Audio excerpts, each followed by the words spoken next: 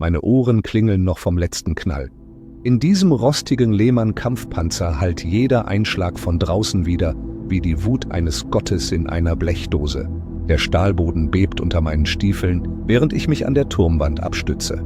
Die Luft ist schwer vom Gestank verbrannten Prometheums, heißem Metall und Schweiß. Es ist so eng hier drin, dass die 5 ungewaschenen Körper und die Abgase zu einem einzigen Geräusch verschmelzen. Boom, man sagt. Krieg sei die Hölle. Für uns von der Imperialen Garde ist Krieg nicht nur die Hölle, er ist unsere Heimat. Und dieser Panzer, das ist meine ganze Welt. Nur 10 Zentimeter Plastikpanzerung trennen mich und meine Besatzung von einem grausamen Ende. Draußen, hinter diesen verschweißten Platten, versucht eine brüllende Horde Orks alles, um uns in Schrott und blutige Flecken zu verwandeln. Ein schriller Knall ertönt, als etwas von der Wanne abprallt. Eine Raketengranate prallte mit einem ohrenbetäubenden Knall an unserer Seitenplatte ab und erschütterte die ganze Maschine. Der Einschlag schleuderte mich zurück in den Sitz und für einen Herzschlag zitterte das Periskopbild. Ich knirschte so heftig mit den Zähnen, dass ich sicher war, der Zahnschmelz riss. Ich konnte nicht sagen, ob es mein Kiefer oder das Sichtfenster war. Einschlag links, bellte ich mit rauer Stimme in die Sprechanlage. Mein Hals schmeckte nach Kupfer und Asche. Durch den Sehschlitz meines Capola erhaschte ich einen Blick auf grüne Gestalten, die durch Trümmerhaufen und brennende Wracks strömten. Orks, Dutzende, strömten unter einem Himmel, der orange von Staub und Feuer gefärbt war. Nur ein weiterer charmanter Nachmittag in einem vom Imperator verlassenen Kriegsgebiet, dessen Namen ich mir nie gemerkt habe. Ein weiterer Tag für eine Panzerbesatzung der Imperialen Garde. Ich bin Panzerkommandant. Der Astra Militarum, für alle anderen die Imperiale Garde, ein stolzes Rädchen im 18. Kardianischen Panzerregiment. Stolz zählt nicht viel, wenn man bis zum Hals in Orks steckt und der Panzer kurz vor dem Zusammenbruch steht. Sie haben uns vor ein paar Monaten auf diesem Felsen abgesetzt, um einen Ork-Angriff zu stoppen. Jetzt ist jeder Sonnenaufgang ein Kampf ums Überleben. Wenn die Hölle eine Adresse hat, dann ist sie hier draußen auf diesem Schlachtfeld. Das Geplapper über die Bordsprechanlage schwillt an, Stimmen überlagern sich. Ich höre meine Crew durch den Funk fluchen, während wir arbeiten. Verdammte Grünhäute! Und knurrt mein Richtschütze und schwenkt den Turm auf das Ziel. Geladen! Brüllt mein Ladeschütze und rammt eine Granate mit einem metallischen Knall in den Verschluss. Ich kann sie kaum über das Motorengebrüll und das dumpfe Dröhnen unseres schweren Rumpfbolters im Dauerfeuer verstehen. Leere Hülsen klirren und prallen in meinem Turmkorb gegen meine Stiefel. Jedes Mal, wenn die Hauptkanone feuert, hebt der Knall fast die Wanne an und lässt meine Ohren knacken. Der Rückstoßkolben zischt. Beißender Treibstoffrauch vermischt sich mit dem öligen Gestank des Motors. Willkommen in meinem bescheidenen Heim. Wir leben hier, kämpfen hier. Und wenn der Imperator es befiehlt, sterben wir hier, in diesem eisernen Sarg, den wir Gnade des Imperators nennen. So steht es in abgeblätterter weißer Hochgotik auf der Flanke unseres rostigen Lehmann. Ein Stück makabrer Gardehumor. Gnade ist hier draußen selten, ob vom Imperator oder Feind. Aber es ist der Name, den wir tragen. Wir segnen unsere Maschinen mit großen Titeln und Gebeten in der Hoffnung, dass etwas Gunst auf uns abfärbt. Ich bin Sergeant Viktor Steen, Panzerkommandant, Veteran unzähliger Feldzüge. Geboren und aufgewachsen in Caden. Ich wurde zum Kämpfen erzogen. Ich brülle nicht alle 5 Minuten, Kadia steht! Wie ein fanatischer Eiferer auf dem Exerzierplatz, aber es liegt mir im Blut. Ich leiste diesen Soldatendienst seit über 20 Jahren, mehr oder weniger. Die Zeit verschwimmt im endlosen Krieg. Ich bin fast 40 Jahre alt, glaube ich. Nach dem, was ich gesehen habe, fühle ich mich wie 100. Der Krieg im 41. Jahrtausend lässt einen Mann schnell altern. Ich habe die Emperor's Mercy durch Einsätze gefahren, die einem Zivilisten die Haare weiß werden ließen und die Seele verbitterten.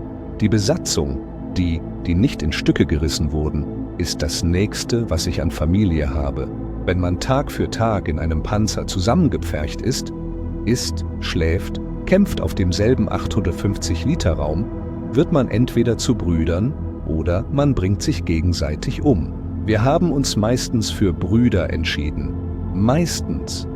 Lasst mich die armen Seelen, die hier mit mir eingepfercht sind, aufzählen, solange ich zwischen den beinahe Todesfällen 1 Sekunde Zeit habe. Vorne im Fahrersitz sitzt Trooper Mackel Voss. Ein stiller Mensch, ein Bewohner eines Makropols. Ich spreche den Namen nie richtig aus. Er ist dünn für einen Panzerfahrer, aber er kann diesen 60-Tonnen-Koloss durch ein Nadelöhr manövrieren, wenn es darauf ankommt. Voss verliert keine Worte.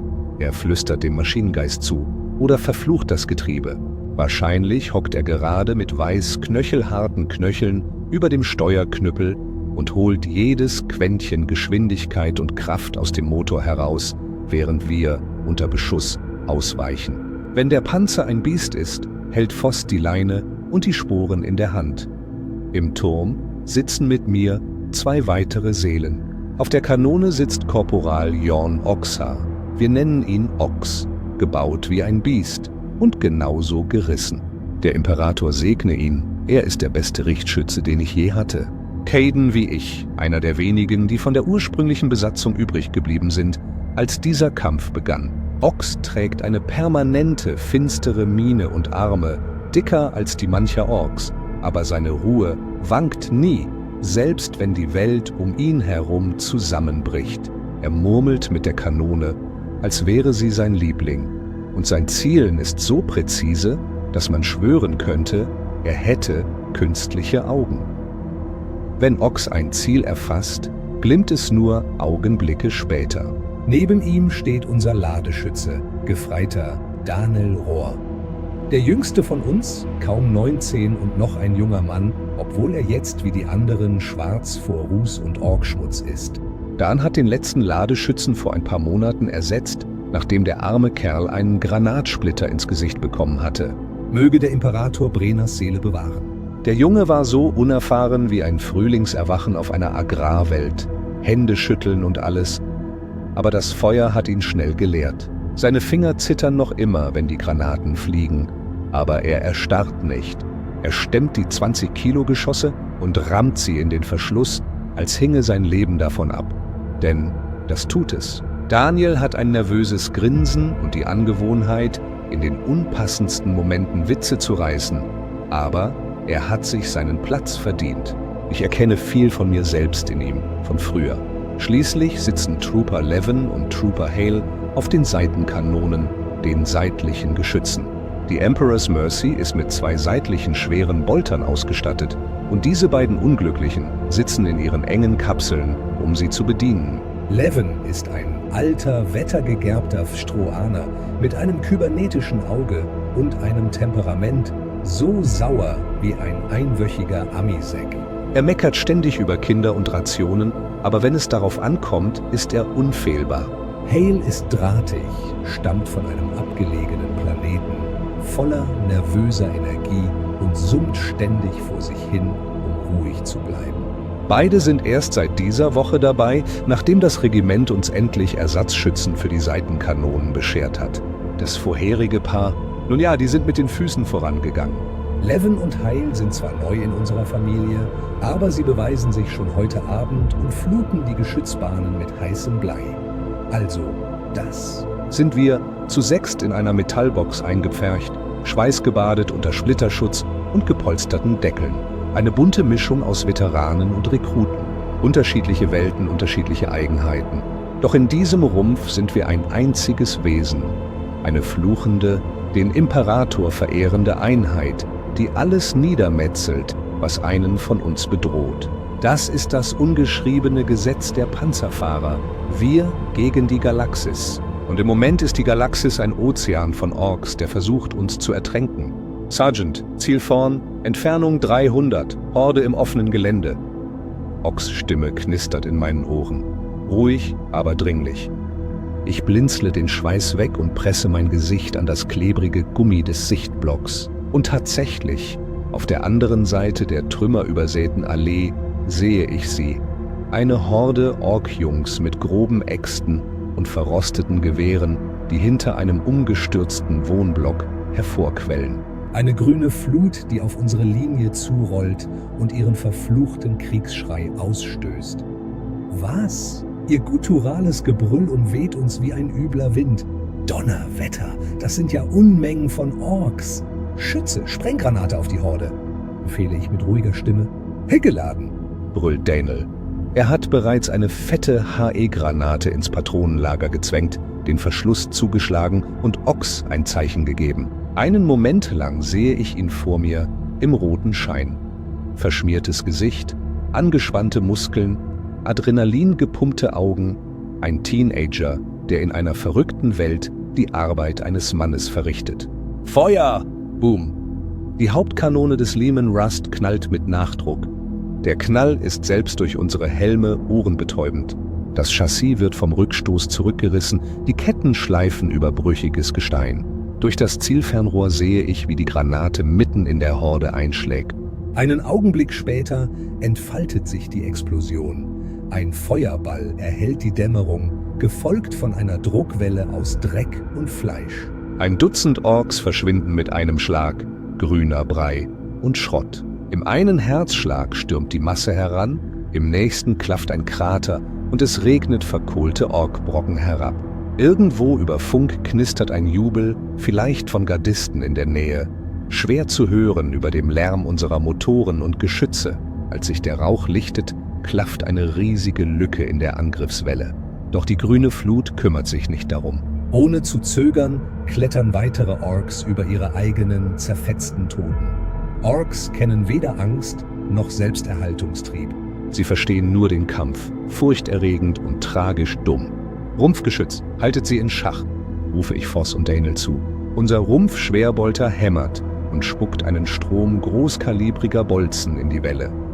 Jeder Bolzen ist ein selbst angetriebenes Sprenggeschoss von der Größe eines Daumens. Das Dröhnen geht in ein gleichmäßiges Donnern über. Ich spüre die Vibrationen im Stahl, während das Munitionsband rast. Leuchtspurgeschosse durchbrechen die Dunkelheit und Orks fallen, in nassen Spritzern zerfetzt, wenn die Massenreaktivgeschosse treffen. Ein Kopf löst sich in rosa Nebel auf. Ein anderer Torso explodiert, Gedärme spritzen auf den Dreck. Immer noch kommen sie, kreischend und mit ihren primitiven Waffen feuernd, während sie vorrücken. Ihr Gegenfeuer klirrt in einem zerfetzten Sturm. Kugeln aller Kaliber pfeifen und spritzen aus unseren Platten. Ein paar heftigere Treffer, wahrscheinlich von Ork-Schwerwaffen, krachen in uns ein und lassen die Wanne wie eine verfluchte Glocke klingen. Meine Zähne klappern. Der Panzer erzittert wie beleidigt, aber Emperor's Mercy wurde gebaut, um Schlimmeres wegzustecken. Lob sei dem Gott-Imperator für seine Kunststoff- und Adamantiumhüllen. Solange nichts Großes einschlägt, sind wir in Sicherheit. Dann ein Zischen und eine Rauchspur. Ein Ork an unserer Flanke feuert eine Rakete ab, die ein paar Meter entfernt im Boden einschlägt. Splitter peitschen unsere linke Seite. Drinnen klingt es wie Hagel auf dünnem Dach. Der Rumpf schaukelt. Warnruhen flackern auf einem Bedienfeld. Wahrscheinlich ist einer der externen Treibstofftanks explodiert. Aber die sind nur für den Notfall. Kein unmittelbarer Brand, schätze ich. Ork-Raketenteam, Achtel-Uhr hinter der zerstörten Chimera, meldet Hale mit angespannter Stimme von seinem Seitensponsor. Er hat einen besseren Blick auf den Feuerbogen als ich von der Kuppel. Ich sehe den Blitz Angriff, knurrt Leman vom rechten Seitensponsor. Sein schwerer Bolter schwenkt zum linken Feuerbogen, wo Hale ihn gerufen hat. Levans schwerer Bolter dröhnt. Einen Herzschlag später wird der Raketenschütze von der Salve in 2 Hälften gerissen. Eine Kugel reißt ihm Arm und Werfer ab. Eine andere detoniert in seiner Brust und zerfetzt ihn. 2 neben ihm herumhuschende Gretchen verwandeln sich in roten Nebel. Leman kichert über Funk. Hab die verdammte Rakete, Junge! Er benutzt Ziehen, Ork-Slang, den wir Menschen uns aneignen, um zu fluchen, ohne vom Kommissar angestarrt zu werden. Ich grinse wider Willen. Guter Abschuss. Haltet die Flanken frei. Kein Grünhäutiger kommt in Spuckweite. Die Zustimmung kommt zurück. Wir alle kennen die Risiken. Wenn sie uns überrennen, klettern sie die Wanne hoch, platzieren Sprengladungen und hebeln Luken auf. Das endet übel. Wir kennen alle die Geschichten. Ein Panzer, der unter einer Orkwelle stecken bleibt. Die Besatzung lebendig gekocht oder herausgerissen. Nicht gerade meine Vorstellung von einem Begräbnis. Rückwärts, Abstand halten, sage ich zu Voss. Der Motor heult auf und wir ruckeln rückwärts. Er ist bereits im Rückwärtsgang und hält uns vom größten Gedränge fern. Emperor's Mercy ist nicht wendig, aber er rollt über alles hinweg. Trümmer, Krater, Leichen. Die Ketten rattern. Wir rucken zweimal, als wir über etwas stoßen, das wahrscheinlich ein Ork war, der etwas zu mutig war. Lieber sie als wir. Ich trete die Luke der Kuppel auf und richte mich halb auf, um einen besseren Überblick zu bekommen. Manchmal muss man die Luke trotz des Risikos öffnen. Das Panorama ist es wert. Heißer Wind und Rauch peitschen mir ins Gesicht.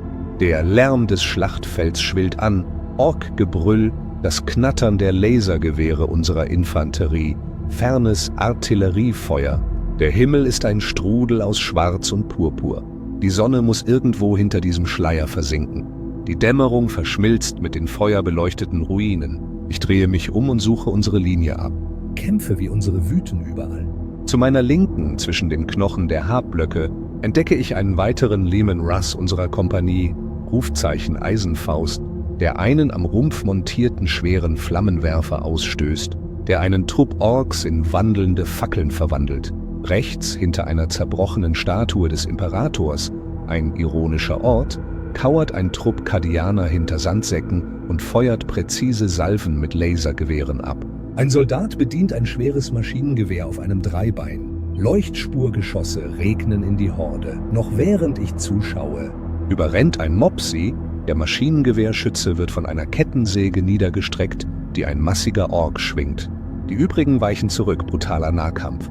In der Nähe knallt die Boltpistole eines Kommissars. Ich sehe ihn, wie er einen fliehenden Gardisten exekutiert. Vielleicht Panik, vielleicht das Urteil des Kommissars. So oder so, Gnade ist auf beiden Seiten Mangelware.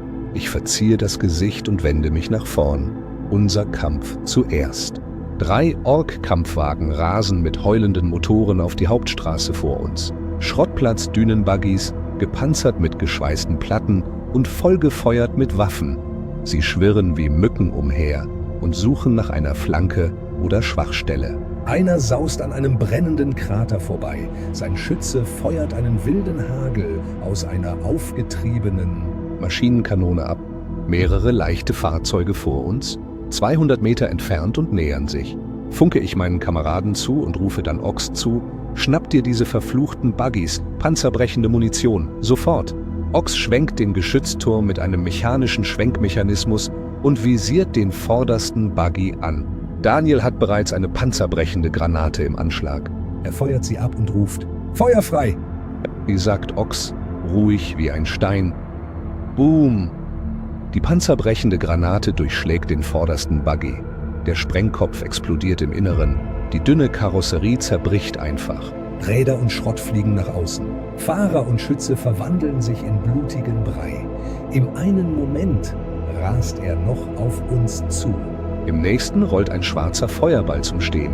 Direkt. Ein Buggy erledigt, meldet Ochs mit einem Anflug von Genugtuung. Der zweite Buggy weicht dem Wrack aus und kommt weiter, wobei er etwas abfeuert, das wie eine primitive Rakete aussieht, wahrscheinlich eine ausrangierte Jagdbombe. Der kreischende Pfeil streift unseren Geschützturm so nah, dass uns die Hitze umhüllt und detoniert dann an einem Gebäude dahinter, wobei Betonsplitter in den Himmel geschleudert werden. Gnade des Imperators, fauche ich und ducke mich instinktiv. Zu nah. Ich lasse mich zurück in den Schutzraum fallen und greife im Vorbeigehen nach dem schweren, auf der Lafette montierten Maschinengewehr. Es ist das Maschinengewehr des Kommandanten auf dem oberen Geschützturm. Ich drücke ab und feuere auf den zweiten Buggy. Die Geschosse des Maschinengewehrs sprühen Funken aus seinem gepanzerten Lauf und halten den Schützen zwar unten, aber nicht auf. Ich sehe das zahnlose Grinsen des Orzi-Fahrers hinter der provisorischen Windschutzscheibe. Er will rammen oder eine Granate werfen. Ochs, sofort nach rechts. Danell, Kartusche laden, Bienenkorb. Wir haben ein paar Kartuschen, riesige Schrotpatronen für das Hauptgeschütz.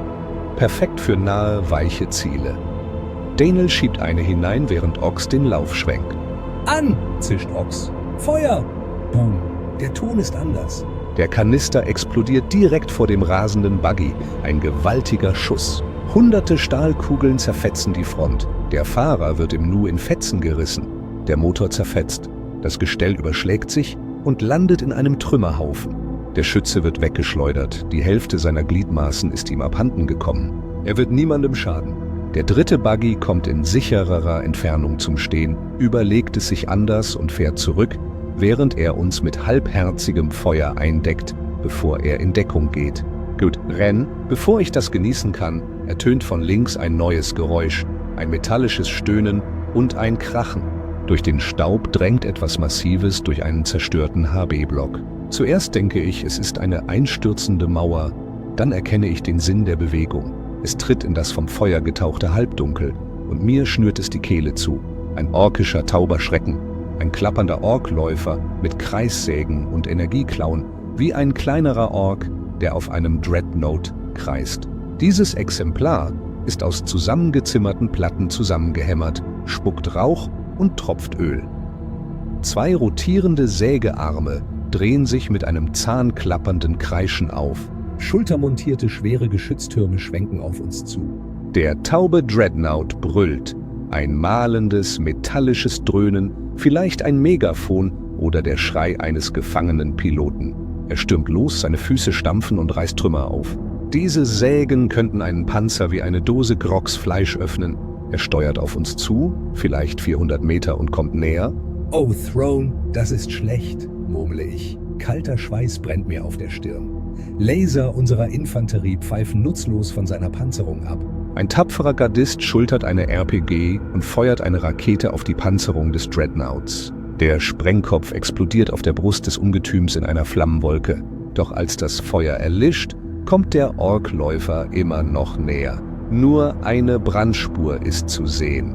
Verdammt robustes Stück Schrott. Ich schlage auf die Sprechanlage. Ochs, neues Ziel, tauber Schreckensritter, Peilung 10 nächst Uhr, 350 Zentimeter entfernt und schnell näher. Penetratorenlade. Verstanden, sagt Ochs mit grimmiger Stimme. Er geht im Geschützturm umher, während Daniel den Munitionsschrank mit unseren Spezialgranaten aufreißt. Wir haben ein paar panzerbrechende Sabotgeschosse mit Adamantiumspitze, die für das Durchschlagen schwerer Panzerung oder Panzer gedacht sind. Bisher hatten wir sie nicht gebraucht.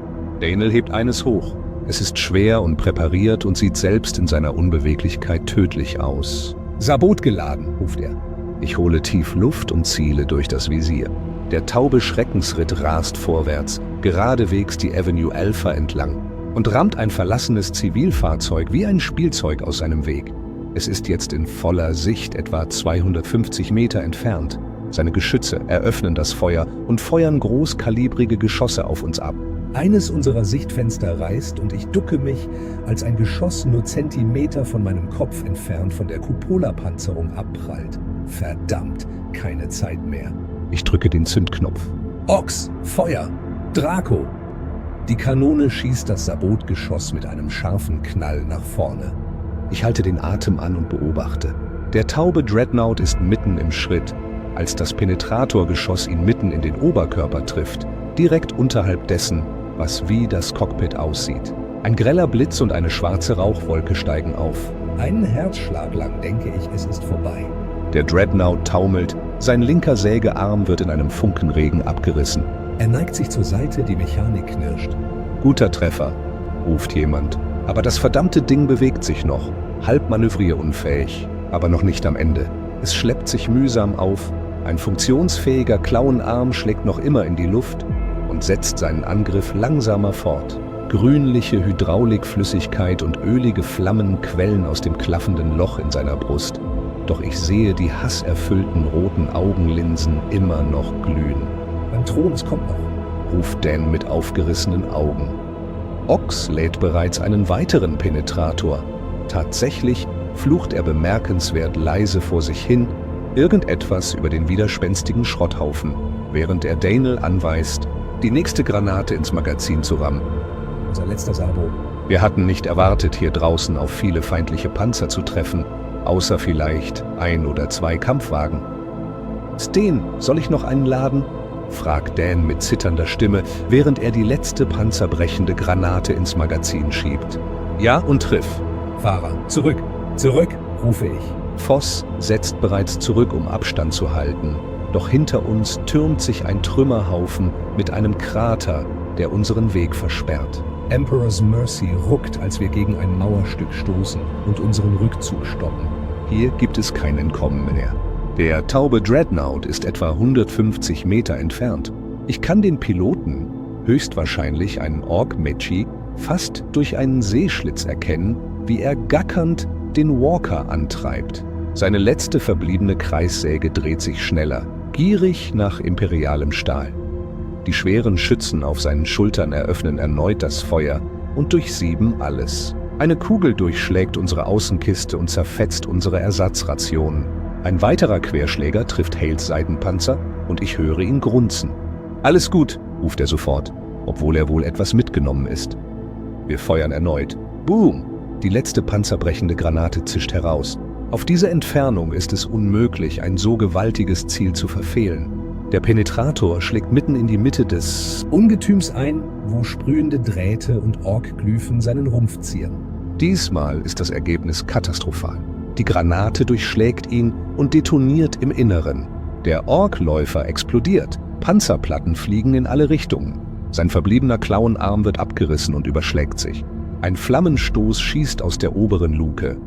Das Biest taumelt ein paar Schritte, dann stürzt es mit donnerndem Krachen nach vorn, direkt auf eine unglückliche Ork-Truppe vor ihm. Jubel brandet in unseren Reihen auf. Das metallene Monstrum ist nun endgültig erledigt. Nur noch ein Haufen brennender Schrottteile und zuckender, abgetrennter Gliedmaßen. Ich atme erleichtert aus. Ziel zerstört, bestätigt Ox kurz angebunden und sucht bereits nach der nächsten Priorität.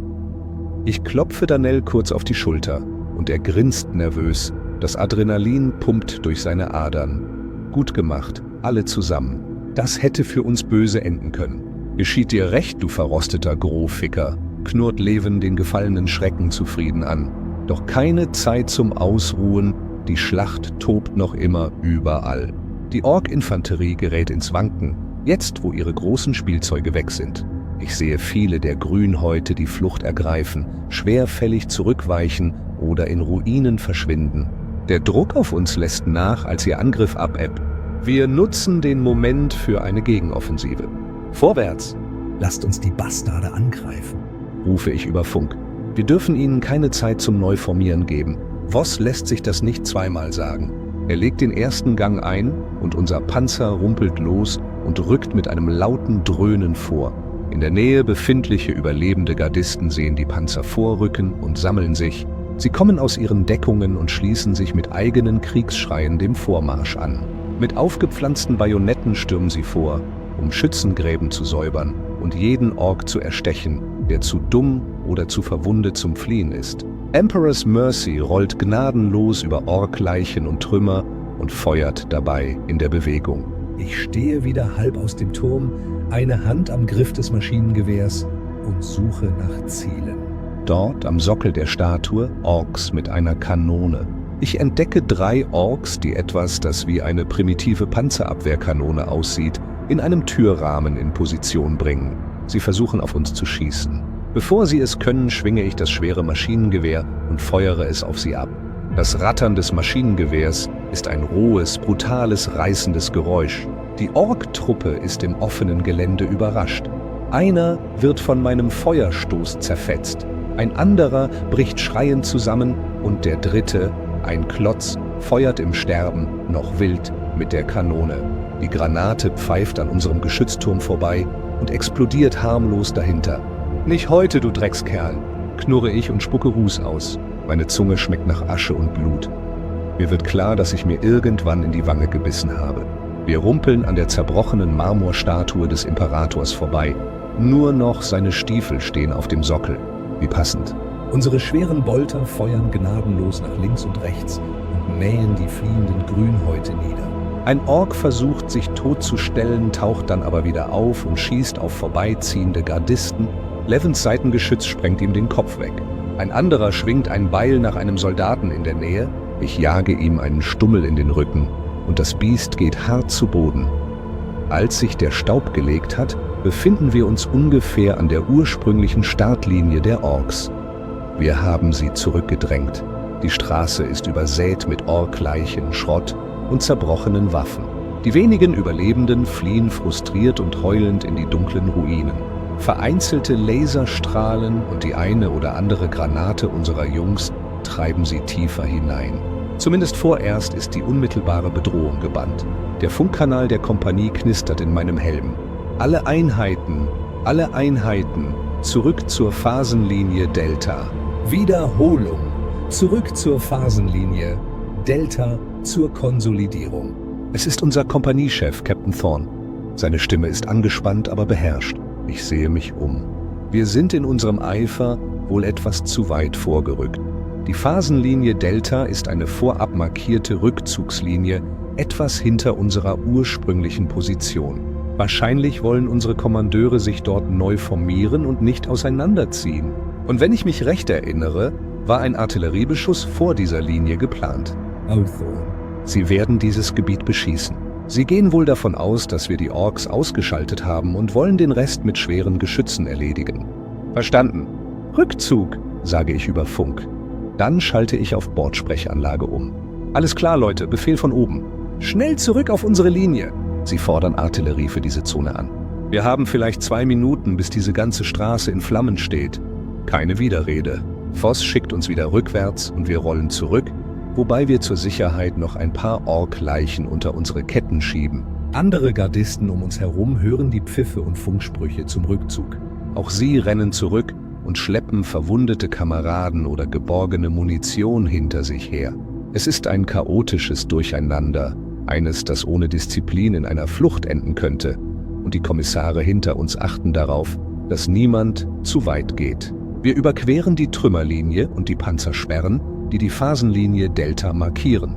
Ich sehe Captain Thornes Kommandopanzer, eine Leman-Russ-Vanquisher-Variante namens Indomitable, dort stehen. Rauch quillt aus einigen Löchern. Er ist aber noch intakt. Thorne selbst steht aus seiner Luke und dirigiert mit erhobenem Energieschwert seine Einheiten. Sein Gesicht ist blutüberströmt, aber entschlossen. Er nickt mir kurz zu, als wir neben ihm in Verteidigungsformation rollen. Ich erwidere das mit einem Daumen hoch. Hier, Gnade, wir sind jenseits der Linie, funke ich an die Kommandozentrale, um ihnen zu signalisieren, dass unsere Einheit in Sicherheit ist. Sekunden später wird die Nacht von einem neuen Geräusch zerrissen, dem Kreischen anfliegender Artilleriegranaten. Dann bricht 100 Meter vor uns die Hölle los. Erdbebengranaten unserer unterstützenden Basilisk-Batterie schlagen in einem geplanten Muster ein. Wir hatten die Koordinaten vorab anvisiert, falls wir Gelände räumen müssten. Es sieht so aus, als ob dieser Plan in Kraft tritt.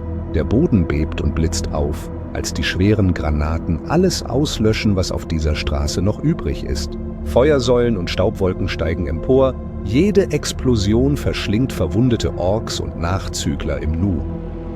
Die Druckwellen prallen selbst in sicherer Entfernung gegen unseren Panzer, der Lärm dröhnt unaufhörlich über uns hinweg. Ein zerbrochener Harpblock, in dem sich einige Orks versteckt hatten, verschwindet mit einem einzigen Treffer und zerfällt zu einer Staub- und Flammenwolke. Es ist auf brutale Weise schön. Die reinigende Wut des Imperators, entfesselt durch Sprengstoff. Levan jubelt durch die Sprechanlage und genießt das Spektakel sichtlich. Auch ich erlaube mir ein wildes Grinsen. Lieber sie als wir. Als das Trommelfeuer endlich aufhört, senkt sich eine tiefe Stille herab, nur unterbrochen vom Knistern der Feuer und dem fernen Stöhnen der Sterbenden.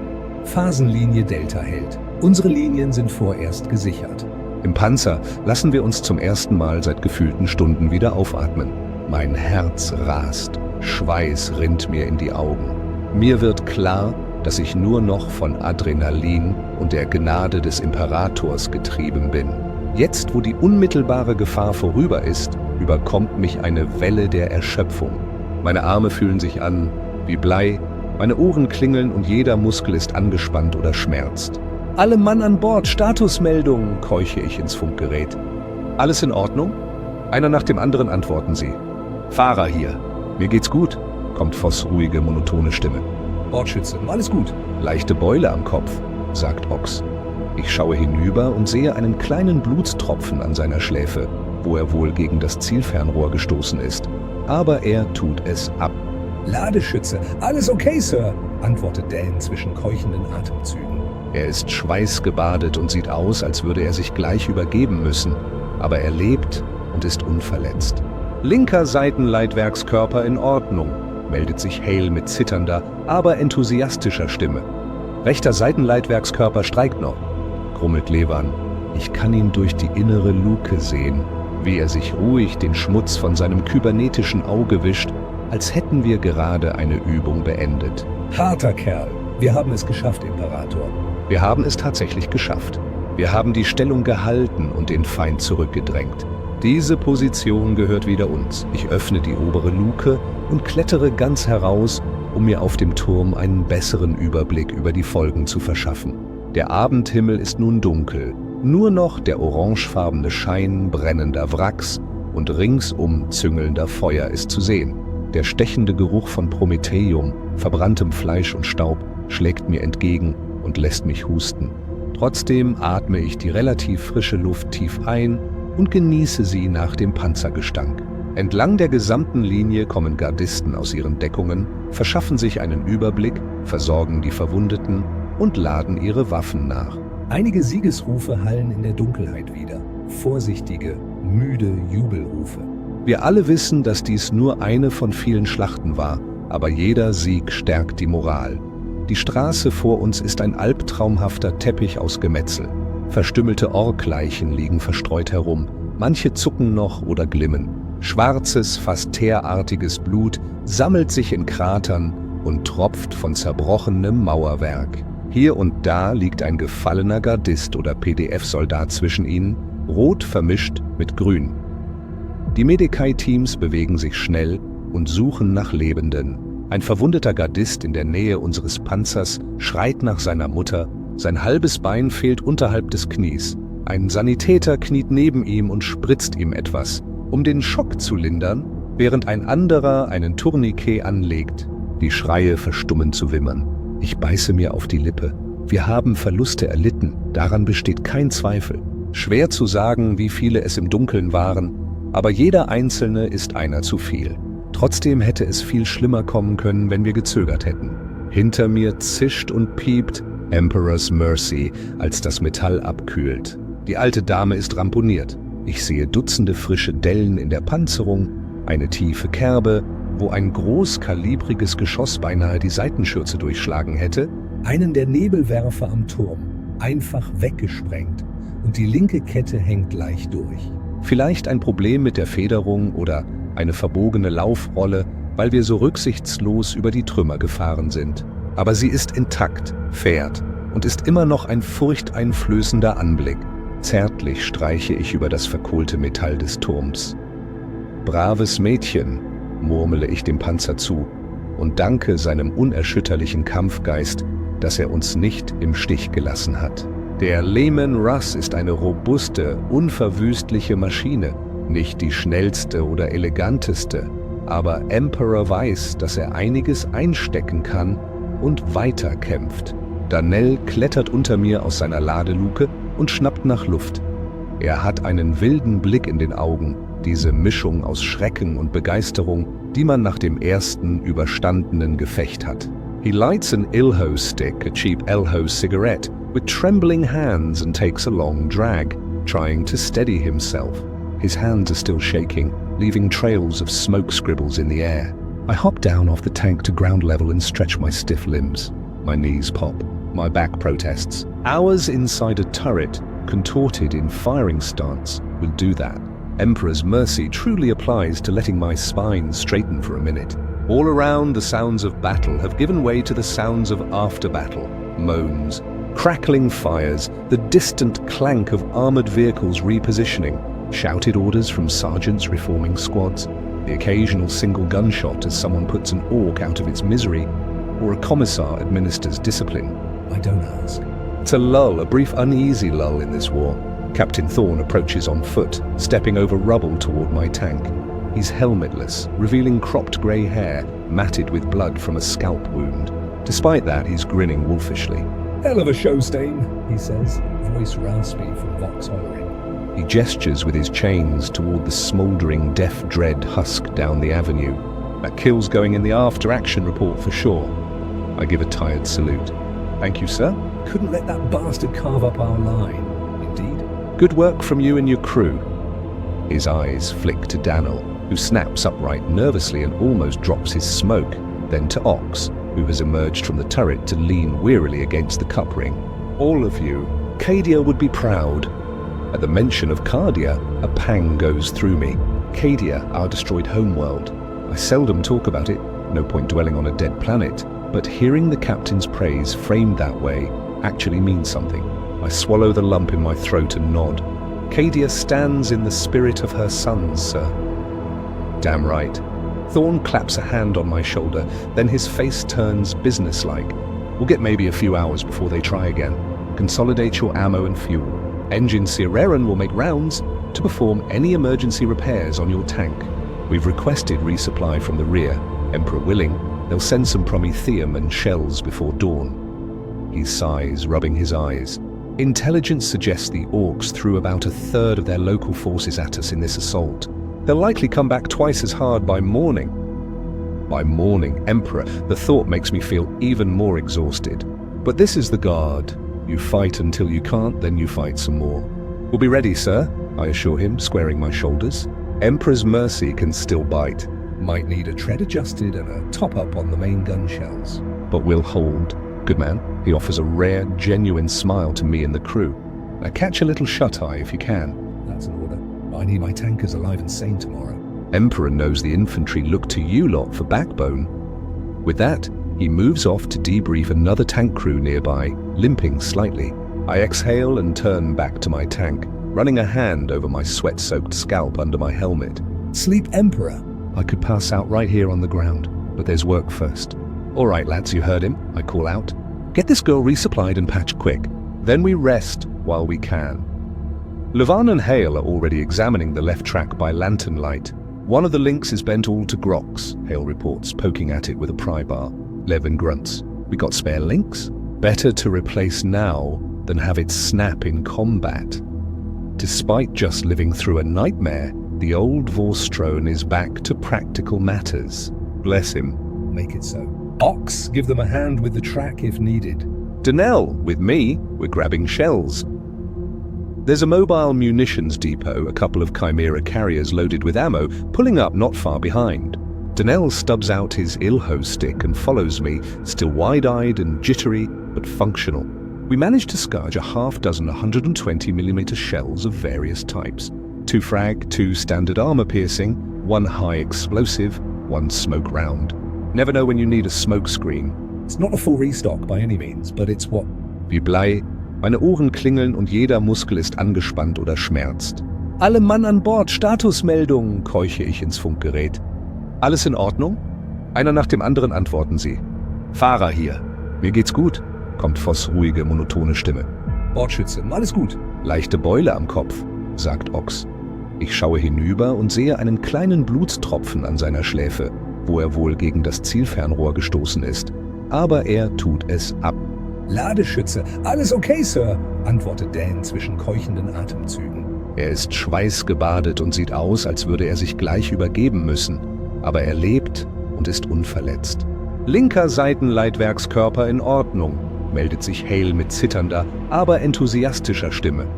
Rechter Seitenleitwerkskörper streikt noch, grummelt Levan. Ich kann ihn durch die innere Luke sehen, wie er sich ruhig den Schmutz von seinem kybernetischen Auge wischt, als hätten wir gerade eine Übung beendet. Harter Kerl. Wir haben es geschafft, Imperator. Wir haben es tatsächlich geschafft. Wir haben die Stellung gehalten und den Feind zurückgedrängt. Diese Position gehört wieder uns. Ich öffne die obere Luke und klettere ganz heraus, um mir auf dem Turm einen besseren Überblick über die Folgen zu verschaffen. Der Abendhimmel ist nun dunkel. Nur noch der orangefarbene Schein brennender Wracks und ringsum züngelnder Feuer ist zu sehen. Der stechende Geruch von Prometheum, verbranntem Fleisch und Staub schlägt mir entgegen und lässt mich husten. Trotzdem atme ich die relativ frische Luft tief ein und genieße sie nach dem Panzergestank. Entlang der gesamten Linie kommen Gardisten aus ihren Deckungen, verschaffen sich einen Überblick, versorgen die Verwundeten und laden ihre Waffen nach. Einige Siegesrufe hallen in der Dunkelheit wieder. Vorsichtige, müde Jubelrufe. Wir alle wissen, dass dies nur eine von vielen Schlachten war, aber jeder Sieg stärkt die Moral. Die Straße vor uns ist ein albtraumhafter Teppich aus Gemetzel. Verstümmelte Ork-Leichen liegen verstreut herum. Manche zucken noch oder glimmen. Schwarzes, fast teerartiges Blut sammelt sich in Kratern und tropft von zerbrochenem Mauerwerk. Hier und da liegt ein gefallener Gardist oder PDF-Soldat zwischen ihnen, rot vermischt mit grün. Die Medikai-Teams bewegen sich schnell und suchen nach Lebenden. Ein verwundeter Gardist in der Nähe unseres Panzers schreit nach seiner Mutter, sein halbes Bein fehlt unterhalb des Knies. Ein Sanitäter kniet neben ihm und spritzt ihm etwas, um den Schock zu lindern, während ein anderer einen Tourniquet anlegt. Die Schreie verstummen zu wimmern. Ich beiße mir auf die Lippe. Wir haben Verluste erlitten, daran besteht kein Zweifel. Schwer zu sagen, wie viele es im Dunkeln waren, aber jeder Einzelne ist einer zu viel. Trotzdem hätte es viel schlimmer kommen können, wenn wir gezögert hätten. Hinter mir zischt und piept Emperor's Mercy, als das Metall abkühlt. Die alte Dame ist ramponiert. Ich sehe Dutzende frische Dellen in der Panzerung, eine tiefe Kerbe, wo ein großkalibriges Geschoss beinahe die Seitenschürze durchschlagen hätte, Einen der Nebelwerfer am Turm, einfach weggesprengt, und die linke Kette hängt leicht durch. vielleicht ein Problem mit der Federung oder eine verbogene Laufrolle, weil wir so rücksichtslos über die Trümmer gefahren sind. Aber sie ist intakt, fährt und ist immer noch ein furchteinflößender Anblick. Zärtlich streiche ich über das verkohlte Metall des Turms. »Braves Mädchen«, murmele ich dem Panzer zu und danke seinem unerschütterlichen Kampfgeist, dass er uns nicht im Stich gelassen hat. Der Leman-Russ ist eine robuste, unverwüstliche Maschine, nicht die schnellste oder eleganteste, aber Emperor weiß, dass er einiges einstecken kann und weiterkämpft. Danell klettert unter mir aus seiner Ladeluke und schnappt nach Luft. Er hat einen wilden Blick in den Augen, diese Mischung aus Schrecken und Begeisterung, die man nach dem ersten überstandenen Gefecht hat. He lights an Ilho stick, a cheap Elho cigarette, with trembling hands and takes a long drag, trying to steady himself. His hands are still shaking, leaving trails of smoke scribbles in the air. I hop down off the tank to ground level and stretch my stiff limbs. My knees pop. My back protests. Hours inside a turret, contorted in firing stance, will do that. Emperor's mercy truly applies to letting my spine straighten for a minute. All around, the sounds of battle have given way to the sounds of after-battle. Moans, crackling fires, the distant clank of armored vehicles repositioning, shouted orders from sergeants reforming squads, the occasional single gunshot as someone puts an orc out of its misery, or a commissar administers discipline. I don't ask. It's a lull, a brief uneasy lull in this war. Captain Thorne approaches on foot, stepping over rubble toward my tank. He's helmetless, revealing cropped grey hair, matted with blood from a scalp wound. Despite that, he's grinning wolfishly. Hell of a show, Steen, he says, voice raspy from Vox hollering. He gestures with his chains toward the smouldering Death Dread husk down the avenue. That kill's going in the after-action report for sure. I give a tired salute. Thank you, sir. Couldn't let that bastard carve up our line. Indeed. Good work from you and your crew. His eyes flick to Daniel, who snaps upright nervously and almost drops his smoke, then to Ox, who has emerged from the turret to lean wearily against the cup ring. All of you. Cadia would be proud. At the mention of Cardia, a pang goes through me. Cadia, our destroyed homeworld. I seldom talk about it, no point dwelling on a dead planet, but hearing the captain's praise framed that way actually means something. I swallow the lump in my throat and nod. Cadia stands in the spirit of her sons, sir. Damn right. Thorne claps a hand on my shoulder, then his face turns businesslike. We'll get maybe a few hours before they try again. Consolidate your ammo and fuel. Engine Sireren will make rounds to perform any emergency repairs on your tank. We've requested resupply from the rear. Emperor willing, they'll send some Prometheum and shells before dawn. He sighs, rubbing his eyes. Intelligence suggests the Orcs threw about a third of their local forces at us in this assault. They'll likely come back twice as hard by morning. By morning, Emperor, the thought makes me feel even more exhausted. But this is the Guard. You fight until you can't, then you fight some more. We'll be ready, sir, I assure him, squaring my shoulders. Emperor's mercy can still bite. Might need a tread adjusted and a top-up on the main gun shells. But we'll hold. Good man. He offers a rare, genuine smile to me and the crew. Now catch a little shut-eye if you can. That's an order. I need my tankers alive and sane tomorrow. Emperor knows the infantry look to you lot for backbone. With that, he moves off to debrief another tank crew nearby, limping slightly. I exhale and turn back to my tank, running a hand over my sweat-soaked scalp under my helmet. Sleep, Emperor. I could pass out right here on the ground, but there's work first. All right, lads, you heard him, I call out. Get this girl resupplied and patched quick. Then we rest while we can. Levan and Hale are already examining the left track by lantern light. One of the links is bent all to grox, Hale reports, poking at it with a pry bar. Levin grunts. We got spare links? Better to replace now than have it snap in combat. Despite just living through a nightmare, the old Vorstrone is back to practical matters. Bless him. Make it so. Ox, give them a hand with the track if needed. Donnell, with me, we're grabbing shells. There's a mobile munitions depot, a couple of Chimera carriers loaded with ammo, pulling up not far behind. Donnell stubs out his Ilho stick and follows me, still wide-eyed and jittery, but functional. We manage to scourge a half-dozen 120mm shells of various types. 2 frag, 2 standard armor-piercing, 1 high explosive, 1 smoke round. Never know when you need a smoke screen. It's not a full restock by any means, but it's what they can spare immediately. We lug them back to the tank one by one, our muscles screaming with each 40-kilo shell hefted. We carefully stow them in the empty racks inside. Each shell slid into place feels like added security for tomorrow. Meanwhile, an Adeptus Mechanicus Ingensia, a tech priest with whirring mechadendrites, scuttles over to inspect our machine. He chants Binaic prayers under his breath as he evaluates the damage. He fusses at the cracked Auspex scopes, reconnects a few wires that shook loose in the turret, and sprinkles sacred unguents. Smells like machine oil on Emperor's Mercy's engine block. We crew stand aside respectfully as he communes with the tank's machine spirit. The cult mechanicist types are weird, but we respect them. They keep our lifeline running. The engines turns his red optic gaze to me. Your Leman-Russ's spirit is wrath but intact. Commander, he announced in a metallic rasp. I have done what I can. Replaced a damaged coitator fuse, recalibrated the turret linkage. The Omnissiah's blessing should see it functional. Appreciated, engine, I reply, offering a slight bow. I slip him a small tin of genuine machine oil I carry for such occasions. A little unofficial offering to grease the wheels, literally and figuratively.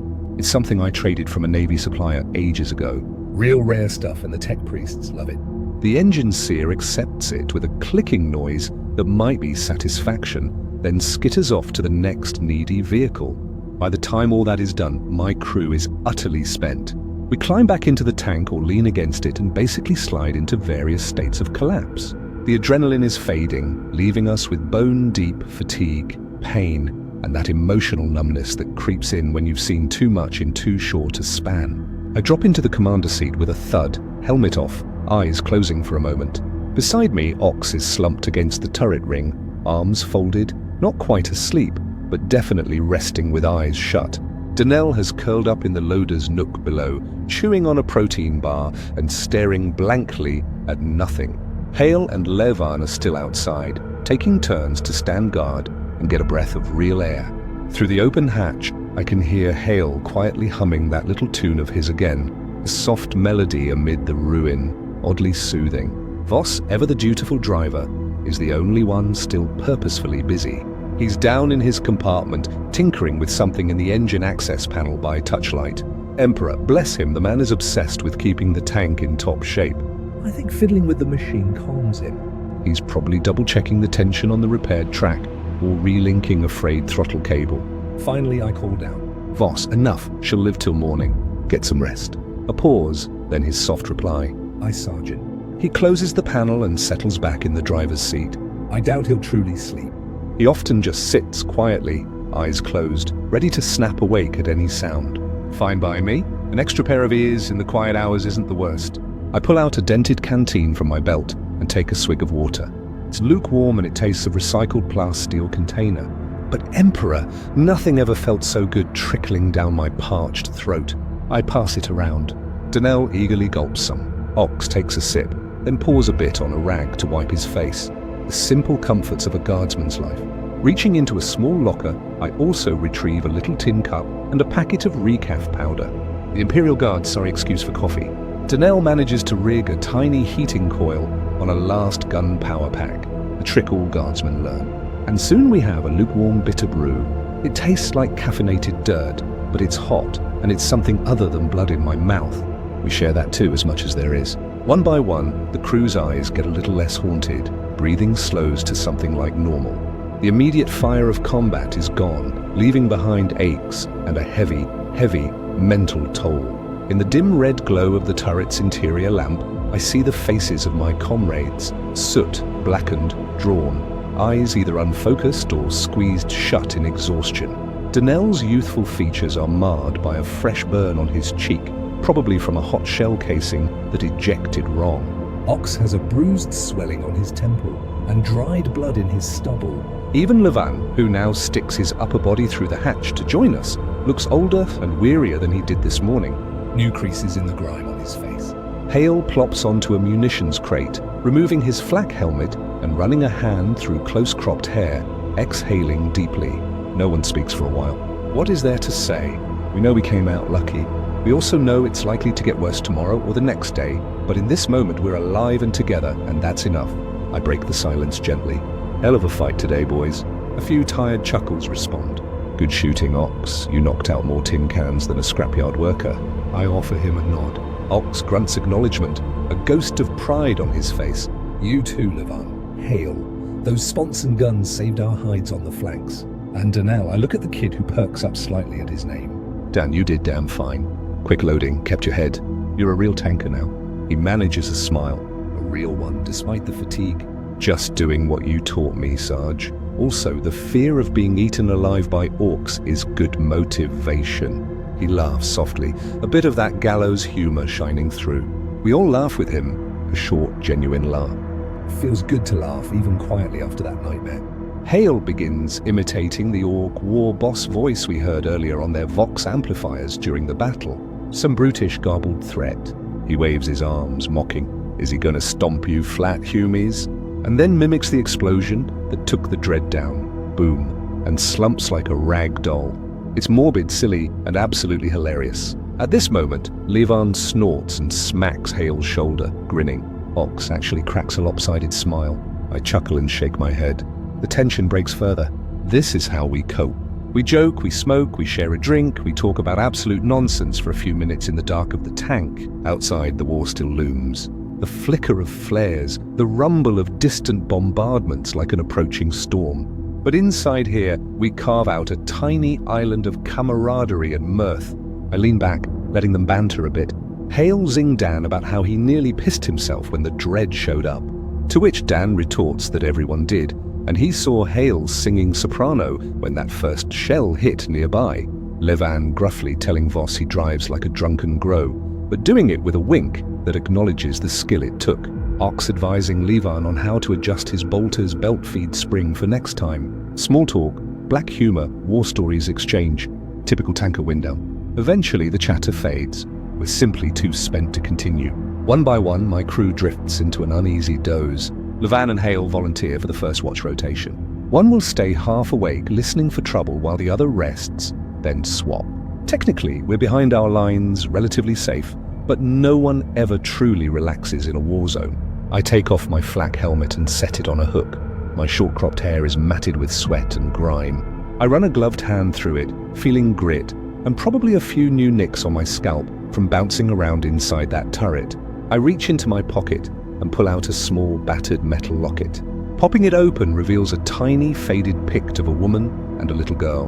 My wife and daughter years ago back on Cadia, back when I had a family, a life outside war. They're gone now, lost with Cadia itself when the planet cracked apart. I don't show this to anyone. It's my private anchor. I gaze at it under the dim light for a long moment, my thumb brushing the girl's face. Emperor, she had her mother's eyes. Quietly, I whisper, I'm still fighting. I'm still here. It's not quite a prayer, not quite a promise, just a thought cast into the void to loved ones beyond the veil, if they can hear. I snap the locket shut and tuck it away, safely, in my flak vest. No time for ghosts of the past. Morning will bring ghosts enough. Climbing halfway out of the hatch, I perch on the turret edge to get a bit of fresh night air before trying to sleep. The sky is a dull red-grey canvas from all the fires and bombardment, but a few stars peek through faintly. Funny, somewhere far away, people are probably living normal lives under these same stars, oblivious to the carnage on this world. It's a bitter thought, but also comforting in a strange way. The lines are quiet for now. I see the shapes of other tanks in our company parked in a rough liga around the crossroads. Their crews doing the same as us, resting, repairing, mourning. The infantry have dug new foxholes and reinforced barricades, preparing for whatever tomorrow brings. A couple of sentries walk by our tank. Last guns at the ready, silhouettes against the glow. One of them, a young guards woman with a bandaged arm, looks up at me and flashes a weary smile. "Good shooting out there, tanker," she calls softly. I raise a hand in acknowledgement. "Likewise, guardswoman, we couldn't have done it without your lot covering us." She nods and moves on. There's mutual respect between us and the poor bloody infantry. They know a tank draws a lot of fire, sparing them some, and we know without their lost guns swarming around us, we'd be overrun by enemies on foot. The Emperor's war machine only functions when all the cogs play their part. Somewhere further behind I hear laughter, Emperor, laughter and music, faint but real. Likely some rear-line support squad or maybe a medic tent where someone turned on a chirpy old Imperial marching tune over a voxcaster to lighten the mood.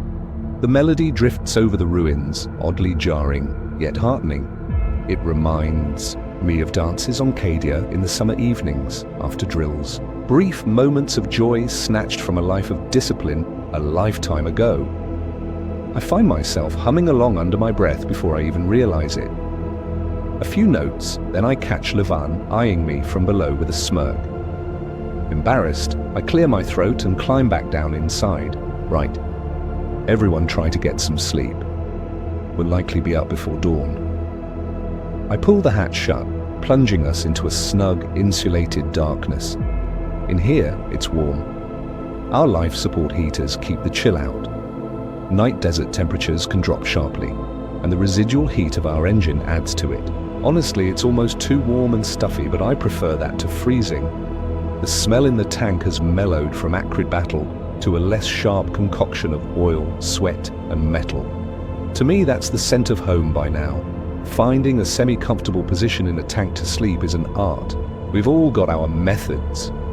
Voss reclines in the driver's seat, back against the bulkhead, helmet over his face. Ox just leans where he is, arms folded, snoring lightly.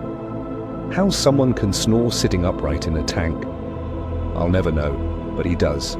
Dan has curled up on the floor under a stowage net, using a bundled tarp as a pillow. Hale is half out of his sponson, stretched with a blanket over his torso, and Levan sits at the gun doing the first watch, with one eye closed and the other scanning lazily. I settle back into the commander's seat and allow my body to relax fully for the first time in what feels like days. Every part of me throbs or aches. I inventory quietly. Bruised shoulder, likely from getting slammed when we rammed that warbike. Minor cut on my left forearm. No idea when I got that. There's dried blood, but it's clotted.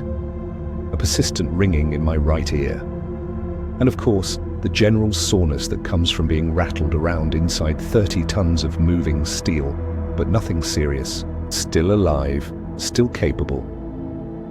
For a guardsman after a major battle, that's hitting the Emperor's lottery. My eyes grow heavy as I stare at a spot on the ceiling where someone long ago scratched a crude Aquila Imperial double-headed eagle into the paint. It's tradition almost to leave a little mark of faith inside your tank. Our interior is full of such graffiti. Devotional script here, a pin-up, pic there, tallies of orcs killed. Levan added 5 to his personal count tonight, with chalk near his bolter mount, even a faded Sinindra. Who knows who Sinindra was? But one of Mercy's past crew had a girl in some hive city he fancied. I guess these personal touches remind me that countless humans have sat where I sit, fought like I fight, loved and feared, and died in vehicles like this across the galaxy. We carry the torch from one battle to the next. In some distant future, if mankind still stands, they'll speak of guardsmen like us as legends or as faceless statistics. But right now, in the moment, we're just flesh and blood people trying to get through another day. I feel sleep creeping in finally. As I drift off, I mumble a half-remembered prayer. Though I walk through the valley of the shadow of death, I shall know no fear, for the Emperor is my shield and my protector. It's something my mother taught me as a boy on Cadia. Funny, the things that surface in these quiet moments outside. The war mutters in its sleep, distant booms, the crack of a sniper shot somewhere. Perhaps a scream quickly cut off. But those sounds fade as my consciousness dims. I dream fitfully. In my dream, I'm inside the tank, but it's different. The walls are closing in, the light's dead. I'm shouting, but no sound comes. Orcs climb all over the hull, pounding and tearing. The metal screeches as a power claw punches through, grabbing at me. I'm stuck, unable to move as the claw clamps my chest. Just as it's about to crush me, the scene shifts, and I see Cadia sky burning. The Chaos Moon crashing down. I see my daughter reaching for me. Then she's gone in ash. I jolt awake with a gasp, heart hammering. It takes a moment to realize I'm still in Emperor's mercy. Safe, relatively. The red glow of the interior, the gentle vibration of the idling engine, these are reality. I run a hand over my face. Just a nightmare. Add it to the collection. I have many. I glance around. No one else stirred. Good. I wouldn't want them seeing their fearless sergeant spooked by dreams. According to my chrono, it's been maybe an hour or two. Not nearly enough, but I feel a bit clearer. And I notice something. The horizon through a vision slit shows the faintest hint of grey. Dawn is coming. Time to wake the others. I hate to do it. They look so peaceful, or at least not actively miserable. But duty calls. I gently tap Ox's shoulder with my boot. Rise and shine, Ox. He grunts and opens one eye. All ready? Afraid so. Morning's about to break. Emperor's given us another day. He rolls his neck and reaches for his helmet. Then we'd best return the favor and give him another battle. One by one, I rouse the crew. Hale and Leven have already been up on watch and swapped once.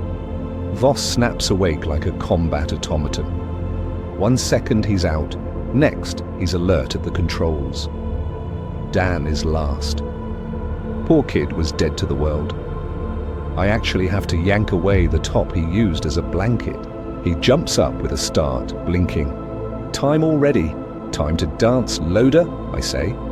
Riley, prep the ready rack and double-check kick the elevation gear. We're back to work. He nods, rubbing his eyes and moving to his tasks, stifling a yawn. Outside, a whistle blows and sergeants shout for guardsmen to stand too. In the trenches and foxholes, weary soldiers pick up their last guns and man their positions, eyes on the darkness beyond. This is the most nerve-wracking time, dawn, when attacking forces often strike, using the sun in their enemies' eyes or simply counting on fatigue to dull us. But we Guard know this trick. We live this cycle. I lift my head through the hatch, and a blade-cool dawn wind cuts my cheeks, shockingly fresh after yesterday's furnace of smoke and heat. It carries cordite and rot, and maybe the ghost of dew, or chemical residue, pretending to be it. Hard to tell. Nothing out here smells clean. Across no man's land, the horizon pales. Jagged ruins stand like black teeth against an orange seam that might soon be the sun. A low fog crawls in patches. Temperature drop meeting dust and ash eddying around burned-out hulls and crater lips until the whole field looks haunted. Somewhere in that murk, the orcs are mustering. You don't need a sanctioned witch to feel it. They were hurled back last night, so they'll come again. Maybe not bang on first light. They're not clever about clocks only. Stubborn about killing. They'll surge when they've worked themselves back into a froth, dawn, noon, or whenever some brute bellows loud enough. I thumb the Vox and skim the net, status pings from the other platoons. Mostly steady, the Manufacturum district perimeter holds. No major breaches, a few potshot snipers, and one luckless grot stumbling into a minefield, which earns dark laughter over the channel. Then Captain Thorne's voice cuts clean through the chatter. All units. Auspex shows multiple contacts massing north-northwest beyond the Habs. Greenkins preparing a counterattack. Stand to, weapons ready. Visual in minutes. Let's remind them who owns this ground. Thorne out. I drop back inside. You heard the man? They're coming. The crew trade looks tired, yes, but set. We dog the hatches and bring everything to redline. Voss teases the throttle. The engine's growl deepens, eager to lunge. Ox trims the sights to the flat grey of morning. Gunner ready, all business. Donnell slaps the racks with a palm. Enough shells at hand, not endless. Loader ready, he says, wiping sweat onto his fatigues. Hale and Leven rack their heavy bolters and walk the belt. The click-clack of the feeds, a steadying metronome. Sponson's ready, comes their call. I tug, the pintle stubbers cover, thread a fresh belt, then check my bolt pistol and set it by the seat. Lesson learned. If a York tries to ride us again, he gets a bolt to the face before he can grin. I breathe and feel my pulse climb, fear and anticipation braided together. Even now, the edge, right before it starts, makes the nerves sing. Anyone who claims they don't feel it is lying or dim. Courage isn't a lack of fear. It's doing the job anyway, and we're about to... Crew of Emperor's mercy, I say over intercom, voice calm, watch each other's backs. Call targets, pay shots. We ate their charge before, we'll do it again. For Cadia, for the Emperor. The reply comes firm. For the Emperor, even Voss, growling it like a vow. I steal a glance through the vision slit. Shapes peel from the mist. Far down the broken avenue, green hulks by the dozen. No, by the 100. They shuffle at a jog, hooting and howling, beating weapons on scrap shields and deck plates to whip themselves up. As the light grows, the horror shows its full face. Orc counterattack, wave 2, reinforced. Orc boys in thick mobs churn forward. Among them rattle war buggies and half-tracks, engines baying as they try to leapfrog the tide. Out on the flanks, bigger profiles, war bikes, maybe light walkers. And Throne help us, parading right down the main thoroughfare with banner-waving Gretchen, something massive. Looks like a knob, but triple the bulk. A patchwork of armor slabs, a power claw, spitting arcs. A war boss has to be. He's bellowing and flinging his arms, herding his swarm with promised slaughter. I crank magnoculars. There it is. Cybernetic eye, a metal-forged jaw, likely the warlord of this lot. He's mine if I can line him, but for now, opportunity targets. All units, enemy in sight. Open fire. Thorne's order lands the heartbeat. The first orcs hit the range stake, and our world detonates. Boom, boom, boom. Tanks and heavies crack in near unison. Dawn is shredded into muzzle flash and strobing lays. Traces carve the grey. In seconds the street is a butcher's lane again. Emperor's Mercy adds her hymn. Ox centers a juicy cluster around the war boss and Thume, drops a shell straight into them. The blast is a brutal blossom. Gretchen standard bearers tossed like rag dolls, limbs pinwheeling. Through the clearing grit I watch the war boss stagger. Shrapnel scored him, but he's up, roaring hot. Tough son of a bogo, fine, we'll spoon him seconds. Our sponsons pound in hard rhythm. Hale and Leven rake dense knots, heavy bolter torrents chewing ranks into rows. Bodies heap, still they surge, spraying filthy shooters. A ripple of crude rockets coughs in, most whip high or wide, bursting behind or overhead. One punches the ground in front, a dirt wall slamming our view. The hull jolts, maybe a track clip, but nothing vital. From the right, an orc half-track bursts from a side alley, the bed crammed with boys firing and waving choppers, angling to scythe our infantry. Intercept that half-track 3, I bark. Voss swings us. Ox slews and snaps an AP shot. Boom. The engine block disappears. The frame skips and dies. Sponson fire walks across the dismounting mob, threshing them mid-leap. Lars from our lads finishes the rest. One threat down. They answer viciously. Slugs and shells spark across our plates like devil rain. A particular crack rings the turret. Some tank boosters rocket smacking our crown. Sparks spune through the slit. Warning glyphs wink and die, only a dent. Thank the Mechanicus iron in our skin. Infantry squads, watch for tank busters in the buildings. Ivox. Already a pair of plasma guns on our side light an upper floor where a rocket trail flashed. The windows go white-blue and Orc screams boil in the glare. The war boss still rallies, driving by existence alone. He charges unthinkably fast for that bulk, ghosting behind a wrecked chimera to blunt our cannon.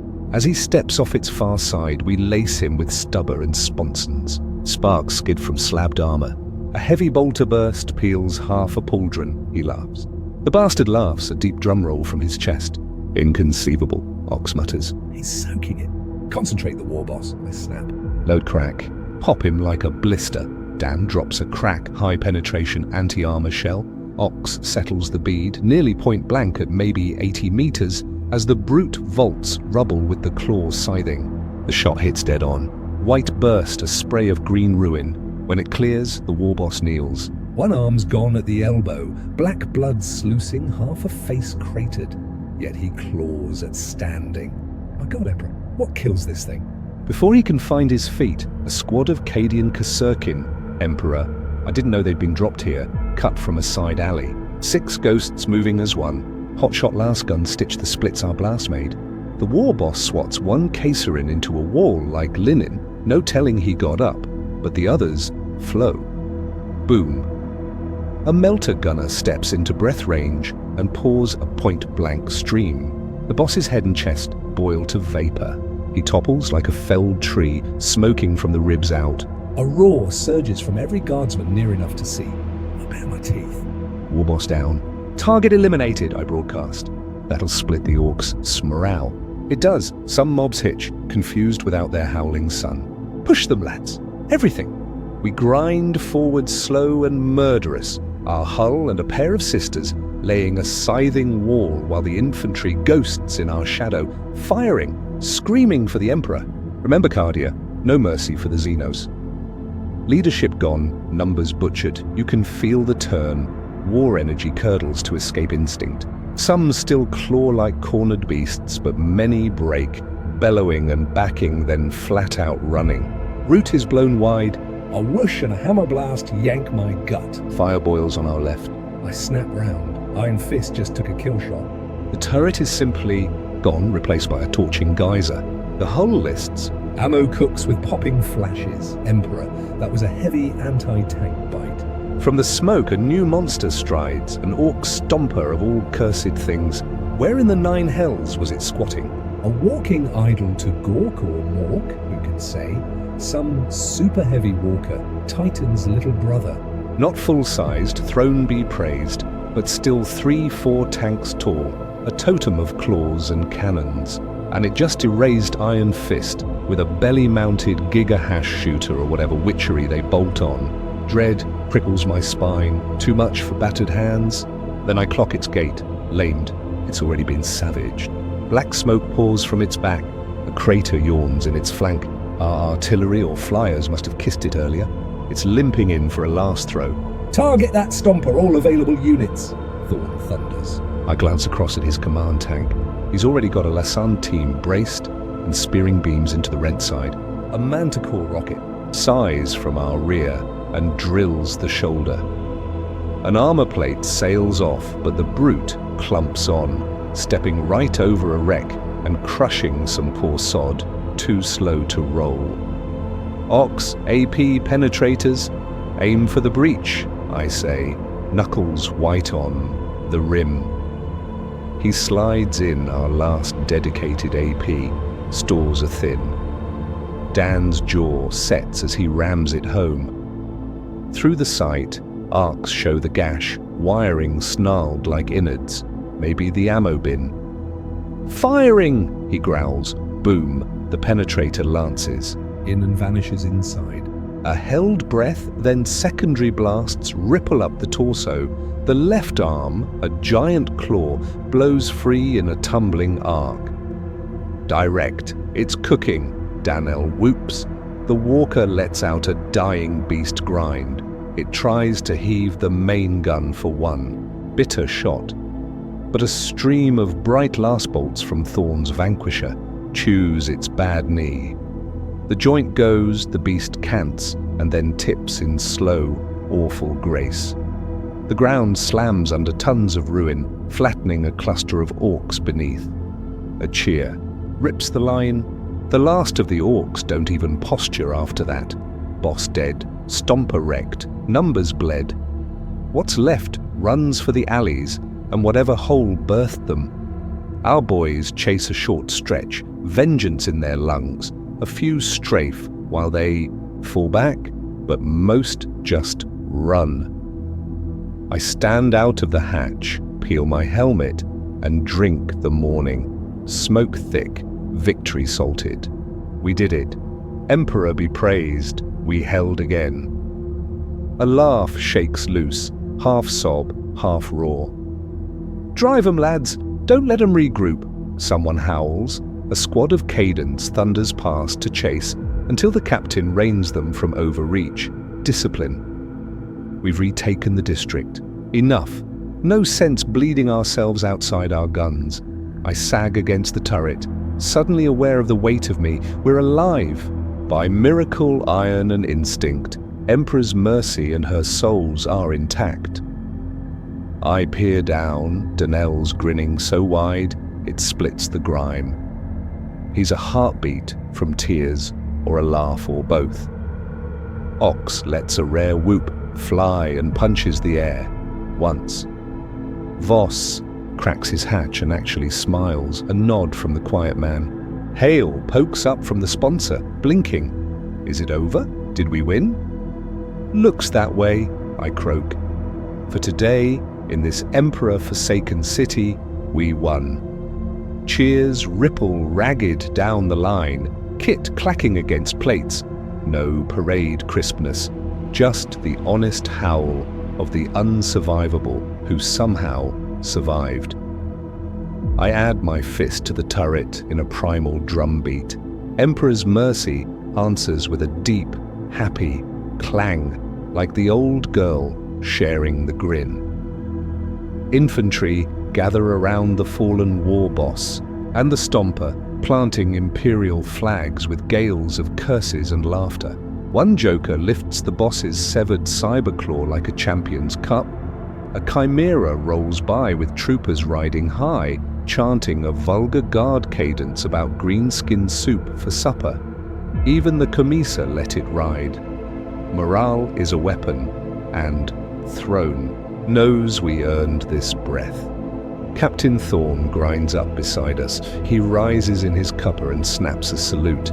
Damn fine work, 18th. The Emperor himself must be grinning at the tally you sent to hell today. He aims for formal, but relief leaks through his eyes.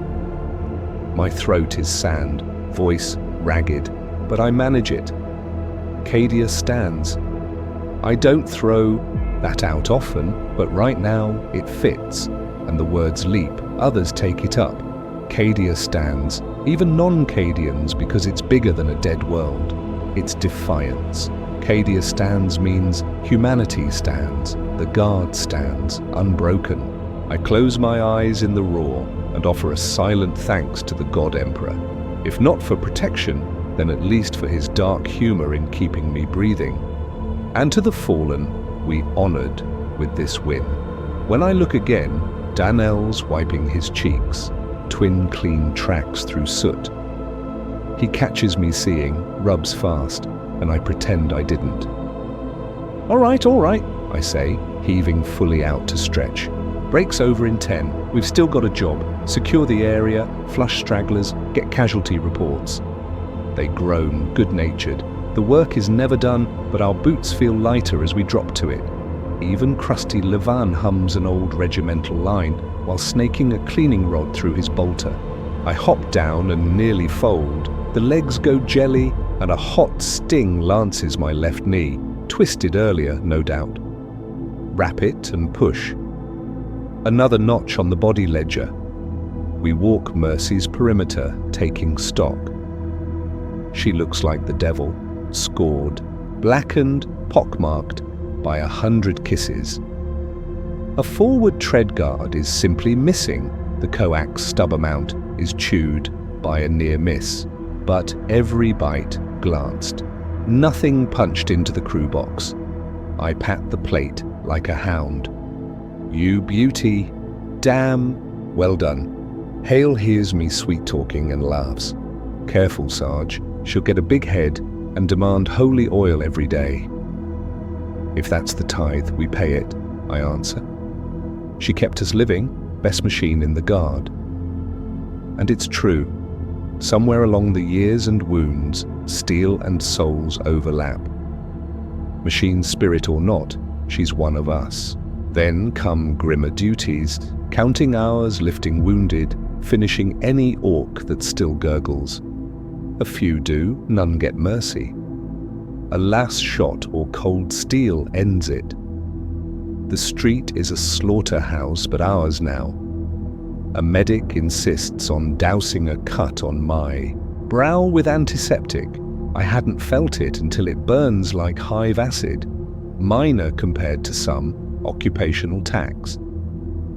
We find Iron Fist's carcass and pull 2 crew who tried to bail. Too late.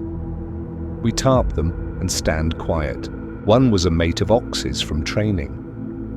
I set a hand on Ox's shoulder. He stares a long second at the sheet and nods once. We'll tell their families proper, I say. He grunts. Grief later. We know the drill. As the churn settles, I climb onto Mercy again for a look. Full sun now, gold on devastation. Smoke ladders from a dozen fires, green corpses outnumber human by far. This slice of city belongs to us again. Civilians, what few hid in cellar shadows, start to peer out. They'll get food, water, lifts out, as soon as the rear dogs can spool the aid lines. That's their theatre. We frontliners punch the ticket. Thorne gathers the EOS tank commanders for a quick huddle. He's already on the Vox with hire, and words like combination and honor roll float by. Maybe we get a nod bigger than a stale biscuit. I won't bet rations, but nice to hear. He raps and turns to us. The Orc remnants are pulling toward the spaceport. The main assault here is broken. Emperor willing, relief drops in days and will push to clean the outskirts. A cheer from a lieutenant. Until then, stay sharp, Thorne says. Crews tight, tanks running. The greenies might nip with raids or saboteurs, but they're broken here. A thin smile. Damn fine work all. Dismissed, I lean against Mercy's warm flank. The command rush ebbs, I'm hollowed out. Hands tremble, post-fight shakes, uniform crusted with blood spatter, more theirs than mine. And I look like something crawled out of a flamer pit. Doesn't matter. Donnell trots up with a canteen, actually cool water from a purifier the tech spun up. I drink deep, it tastes like the Emperor's own reservoirs. He grins. Sarge, you've got, he points. I rub at the green, smear caked on my cheek. Hazards of the trade, kid. Daniel's eyes light. I still can't believe it. We faced all that and we're standing here. I hook an arm around his shoulders. Believe it. You did good. All of you. First big one for you? He nods. First of this scale, yes sir. I was terrified. Good, I say. Fear keeps you living. When you don't feel it, you're either too dumb to smell death or already done.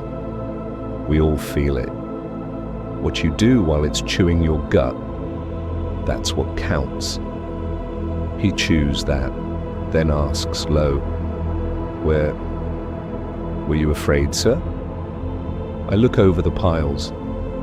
Every damn second row, I tell him. But I trust my crew and my tank. That sees me through. He smiles. I trust you too, Sarge. We all do.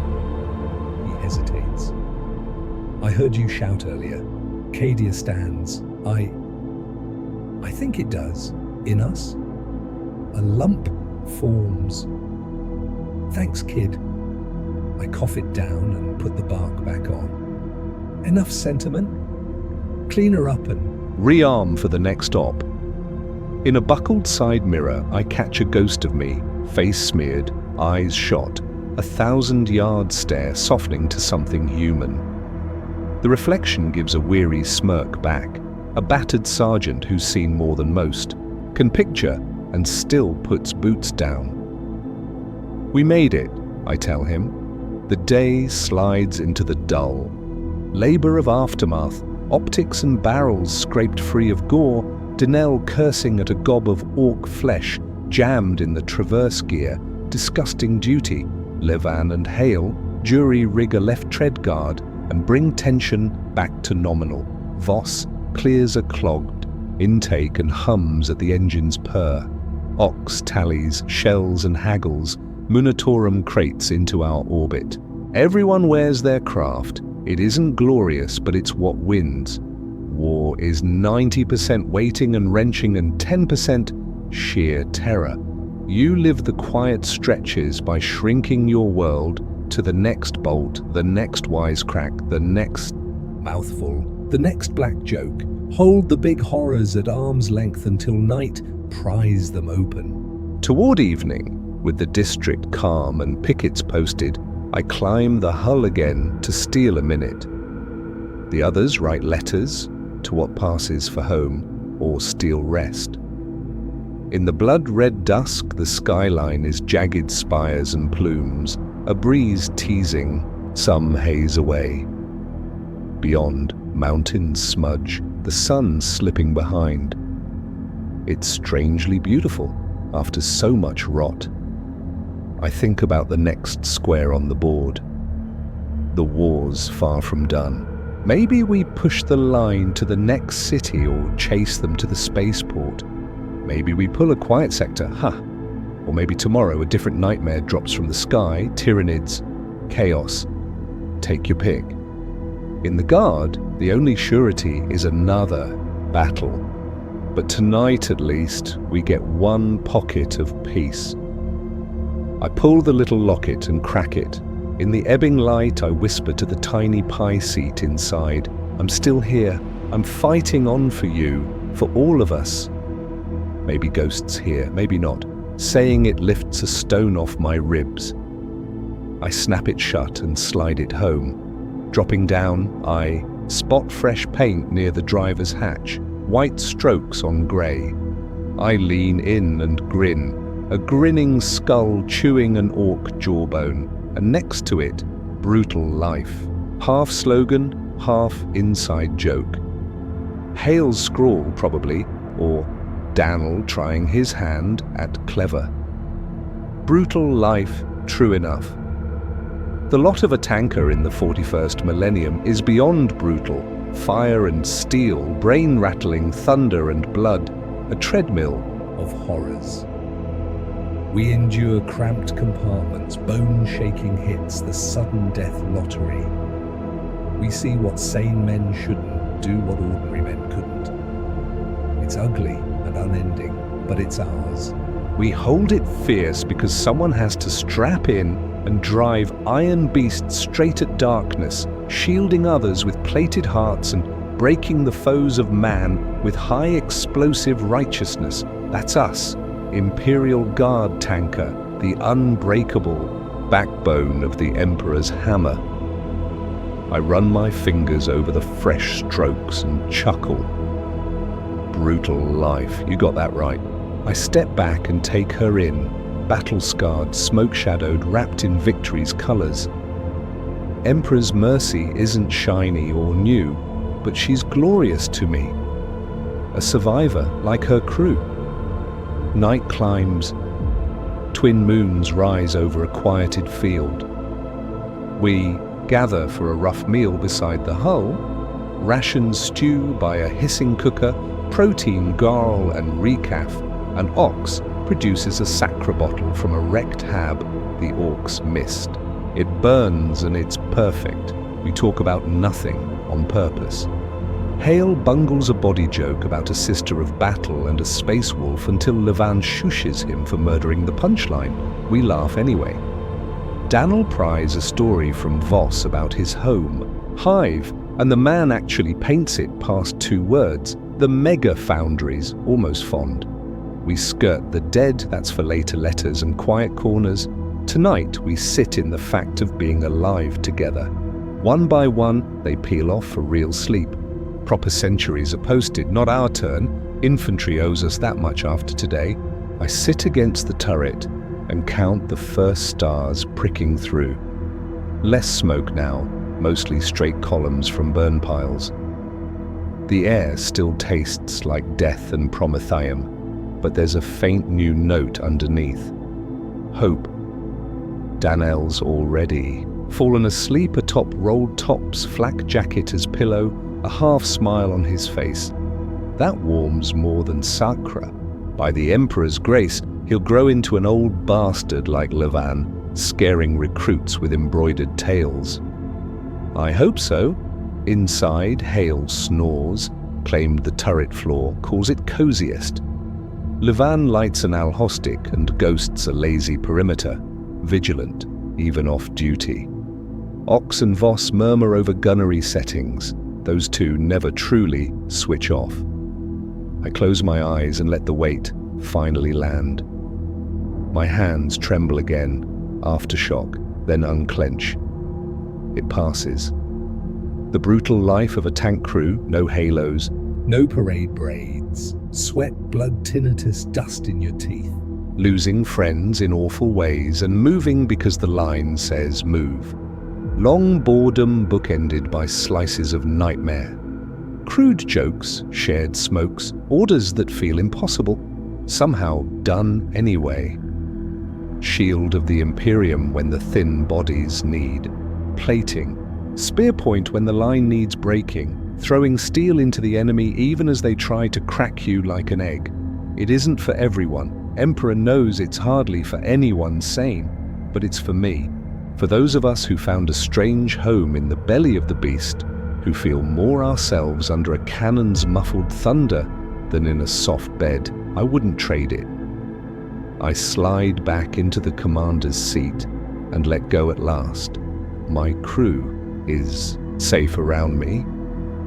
My tank stands sentry, a hulking guardian over our little camp. Outside the armor, the galaxy is still hungry.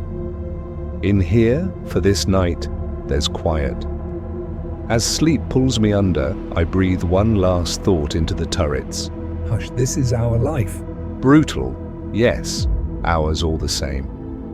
And by the Golden Throne, we wouldn't have it any other way. Static crackle, distant night wind. The scene dims, crew finally getting the sleep they earned beneath a sky of patient stars. Cadia stands. The Imperial Guard prevails. And tomorrow, if war calls, we'll ride out again. Engines howling, hearts set, to meet whatever horror dares threaten humanity. For the Emperor.